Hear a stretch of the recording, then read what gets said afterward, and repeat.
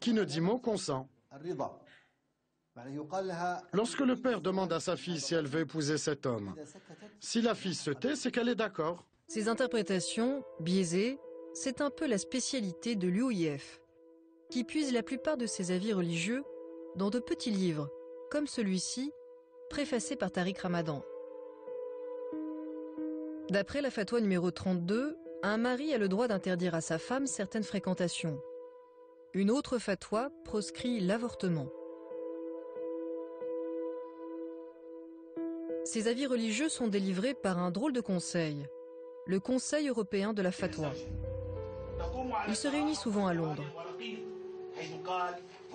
Autour de la table, voici les savants censés guider les musulmans d'Europe dans leur vie quotidienne.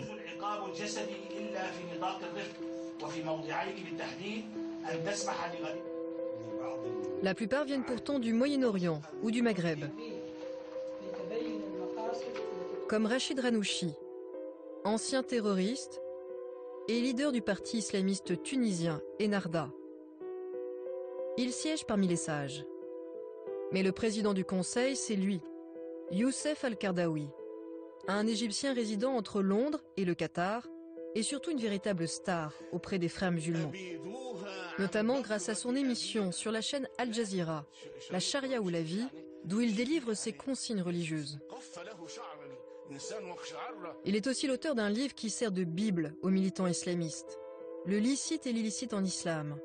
Et voici ce qu'on peut y lire à propos des homosexuels. Par quels moyens les tuer? Est-ce avec un sabre ou le feu, ou en les jetant du haut d'un mur? Cette sévérité qui semblerait inhumaine n'est qu'un moyen pour épurer la société islamique de ces êtres nocifs qui ne conduisent qu'à la perte de l'humanité.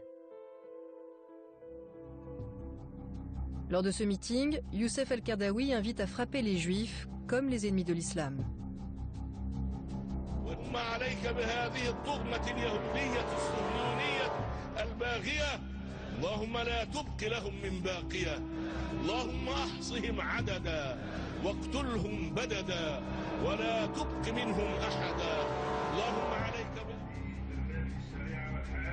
Le prédicateur est aussi célèbre pour avoir délivré une fatwa particulièrement grave, qui autorise les groupes armés djihadistes à mener des attentats kamikazes, alors que le Coran interdit strictement le suicide.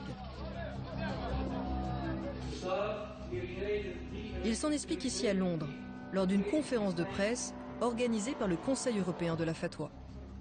Vous avez déclaré que les attentats kamikazes pouvaient être justifiés quand il n'y a pas d'autre alternative, en Israël ou en Irak par exemple. Mais qui décide qu'il n'y a pas d'autre alternative possible? Les opérations martyrs, ou ce qu'on appelle les opérations suicides, sont l'arme que Dieu a donnée aux pauvres pour combattre les forts. C'est la compensation divine.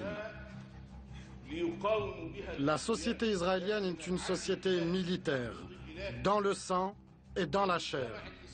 Leurs hommes sont des soldats, et leurs femmes le sont également. Les hommes et les femmes sont militarisés. Concernant les morts d'enfants, ce ne sont que des dommages collatéraux. Voilà les consignes d'un homme qui intervient très régulièrement au congrès de l'UIF. Il devait s'y exprimer en vedette en 2012, mais n'a finalement pas pu s'y rendre. Car nous sommes quelques semaines à peine après la série de meurtres commis par Mohamed Merah au nom de la cause palestinienne et en pleine campagne présidentielle. Dans un tel contexte, la France a refusé l'entrée de son territoire à plusieurs invités sulfureux du congrès du Bourget, dont Youssef Al-Qaradawi. Une interdiction désapprouvée par Tariq Ramadan, qui le cite souvent en référence. Et Youssef Al-Qaradawi du Qatar n'a pas pu venir, lui, jusque sur le territoire. Vous le vivez comment? Vous qui le connaissez bien.